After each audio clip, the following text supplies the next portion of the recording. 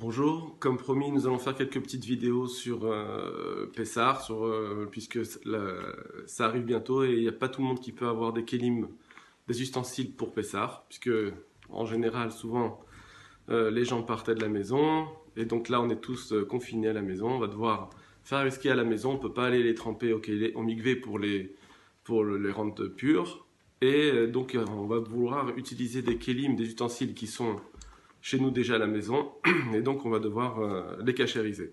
La cachérisation, ça signifie donc de ressortir ce qui est absorbé dans les parois du kéli, dans les parois de l'ustensile, pour pouvoir le rendre kasher les pessach entièrement. Puisque vous le savez que si j'utilise un kéli qui n'est pas kasher les pessach, je cuis à l'intérieur un aliment, en général, eh bien, il va y avoir le chametz qui va aller dans mon aliment, et donc je vais manger du Issur Chametz, l'interdit de Chametz, qui est Minatora. Ce n'est pas une décision rabbinique seulement, c'est Minatora, c'est de la Torah. Et donc on va devoir apprendre à cachériser nos kélim pour pouvoir passer un bon Pessah si Dieu veut. On a avant tout l'obligation de sortir le Chametz de la maison, vous le savez.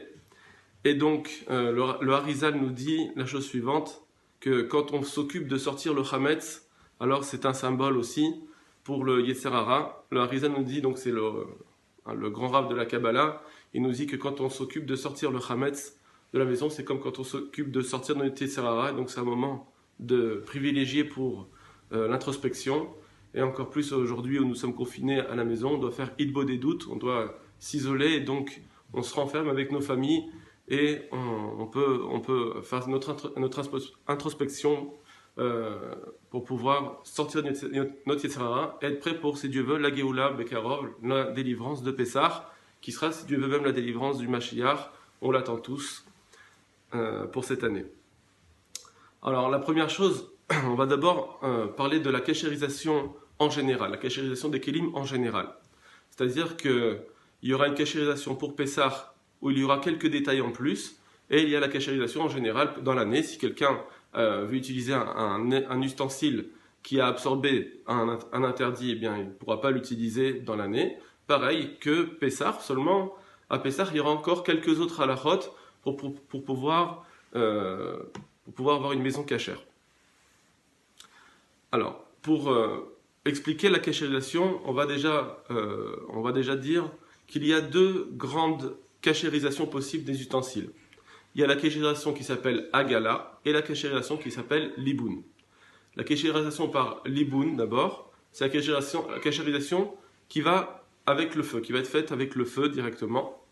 C'est-à-dire qu'on utilisera seulement cette cachérisation-là et pas la Agala, pas l'autre possibilité, quand l'interdit a été absorbé dans mes ustensiles sans l'intermédiaire de liquide, s'il n'y avait pas de jus. D'accord ? Donc par exemple, si on a cuit une viande avec une broche et cette viande n'était pas cachère, ou bien c'était une broche de viande et on a pris cette broche pour faire piquer du fromage, donc il y a du bassar et du halab, de la viande et du lait qui se sont mélangés. Donc il y a un interdit qui est rentré sans l'intermédiaire de jus. C'est le goût qui est passé dans les parois. Donc là, il y aura une cachérisation à faire. Or, la cachérisation suit une règle générale qui s'appelle Kebolo Karpolto, ce qui veut dire de la même façon que c'est rentré, ça doit être sorti. Si c'est rentré sans intermédiaire de feu, eh bien ça devra sortir si c'est sorti sans intermédiaire de jus, alors ça devra sortir sans intermédiaire de jus. Donc ça sortira au feu, en faisant le liboun. Si c'est rentré avec de l'eau, eh bien ça pourra sortir avec de l'eau, donc comme on verra la Hagala. Donc cette Hagala, justement, la Hagala, elle est une cachérisation par l'eau, parce que l'interdit est rentré avec de l'eau. D'accord ? Donc par exemple, si j'ai remué un plat bassari, un plat où il y avait de la viande qui était en train de cuire, j'ai pris une cuillère de lait et j'ai remué. Donc là, ma cuillère a absorbé de la viande sans intermédiaire, avec l'intermédiaire d'un jus. Puisqu'il y a un intermédiaire de jus, eh bien je peux faire une agala, une cachérisation par l'eau.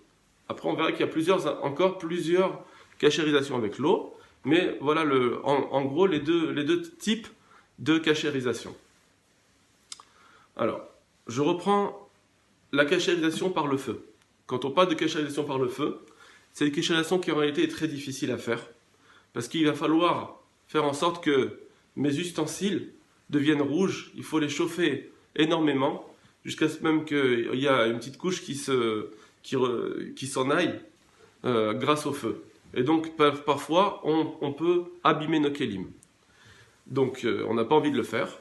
Et même si j'ai envie de le faire, les chachamim interdisent de le faire que lorsque j'ai peur d'abîmer mon kéli. Si je vais abîmer mon kéli, alors les chachamim nous disent, eh ben, tu ne peux pas faire cette agala parce que sinon, cette cachérisation, parce que sinon, en passant le feu, tu vas dire, je vais cachériser, mais pas trop, je ne vais pas mettre trop de feu, et donc je ne vais pas faire une bonne cachérisation.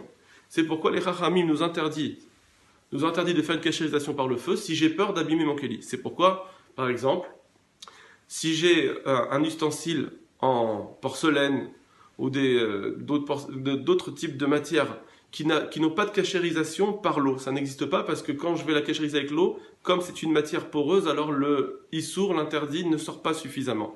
Donc il faudrait faire une cachérisation par le feu. Mais en général, si je veux prendre une assiette par exemple qui a absorbé de l'interdit, je vais passer du feu dessus, et bien tout simplement, je vais avoir peur de la casser. Comme je vais avoir peur de la casser, je ne vais pas faire une bonne cachérisation. Et donc, on interdit cette cachérisation-là. Et donc, là, en général, eh bien, on ne peut pas cachériser cet ustensile.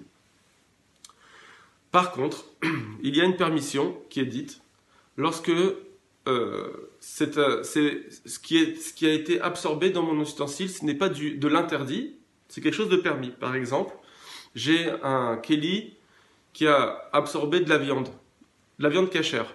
Mais moi, je voudrais le transformer en chalavi. Comme je veux le transformer en chalavi, donc c'est passer de viande à lait, il n'y aura pas de problème. Et dedans, dans mes ustensiles, il n'y a pas eu d'absorption d'interdit.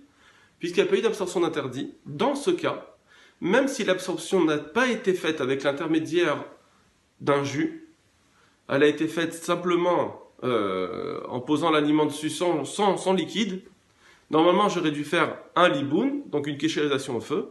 Ici, les chachamim nous permettent de faire une cachérisation qui sera à l'eau. D'accord? Donc on pourra faire dans ce cas-là une agala, une cachérisation à l'eau. Donc ça peut aider, par exemple, si j'ai des ustensiles que j'ai utilisés dans l'année, ou en général, je ne les utilise pas pour du chametz. D'accord? J'ai des ustensiles que j'utilise, mais j'ai pas vraiment de chametz en général. Peut-être qu'une fois j'en ai mis. Alors là, peut-être que on pourra permettre de passer cet ustensile qui était par exemple de lait, je veux le transformer en viande, je veux le cachériser pour Pessah, d'accord? Comme c'est pas évident que j'ai mis du chametz dessus, mais quand même il va falloir le cachériser, alors je vais le transformer pour Pessah de viande à viande ou de viande à lait, c'est pas grave, ça revient au même. Donc là je pourrais faire une cachérisation de cet ustensile pour Pessah. Donc une poêle, on va prendre un exemple pratique, une poêle. Aujourd'hui, dans les poêles, en général, il y a du téflon. Le téflon, il n'est pas cachérisable, parce qu'on a peur de l'abîmer lorsqu'on va passer au feu. Alors, si cette poêle, elle était utilisée donc pour faire, par exemple, des steaks, de la viande, sans huile ou avec un tout petit peu d'huile, donc normalement, il faudrait faire une cachérisation au feu. Ici, si je veux la cachériser pour Pessah, j'aurai le droit de l'utiliser pour la cachériser en mettant de l'eau chaude, ou bien simplement en la chauffant énormément, de sorte que si je mettrais par exemple un fil ou un morceau de paille, et bien cette paille ou ce fil se brûlerait. On n'a pas besoin d'arriver à une cachérisation au feu qui soit si grande. On peut avoir si on le chauffe à 250 degrés par exemple, ça suffira. Donc on met la poêle sur le feu comme il faut, on la fait passer au feu, ça suffira. Pourquoi? Parce que je n'ai pas d'interdit dans cette poêle. Et le chametz, s'il n'y avait pas vraiment de chametz, ou j'ai eu peur qu'un jour peut-être j'ai mis du chametz. Si, on l'utilise souvent avec du chametz. Alors, on tient la halakha que le chametz dans l'année, même si on a le droit de le manger, le chametz il s'appelle isurabala, c'est comme si c'était de l'interdit. Parce que le mot chametz nous montre que c'est un interdit. Le mot chametz c'est un interdit à Pessah. Donc moi, je ne peux pas me permettre de dire, ça va, c'était du pain, de la farine que je pouvais manger dans l'année. c'est quelque chose de permis, donc je vais pouvoir faire juste une agala, je vais juste faire une cachérisation à l'eau, je n'ai pas besoin de faire une cachérisation au feu. Ça c'est faux, on n'a pas le droit de le faire a priori. Si quelqu'un l'a fait et a cuisiné pour Pessah, et qu'à cause de ça, ça va nous faire une perte importante, ou bien il va avoir une simcha, une joie de Yom Tov qui va s'amoindrir, alors là, a posteriori, une fois que je l'ai fait, alors il y aura des permissions. Mais dans le cas où je n'ai pas, je suis encore en train de choisir mon type de cachérisation, je n'ai pas le droit de choisir, de dire, le Hametz, c'est quelque chose qui était permis dans l'année, donc j'ai le droit de me suffire d'une agala, d'une cachérisation à l'eau. Je n'ai pas le droit de faire ça, il faut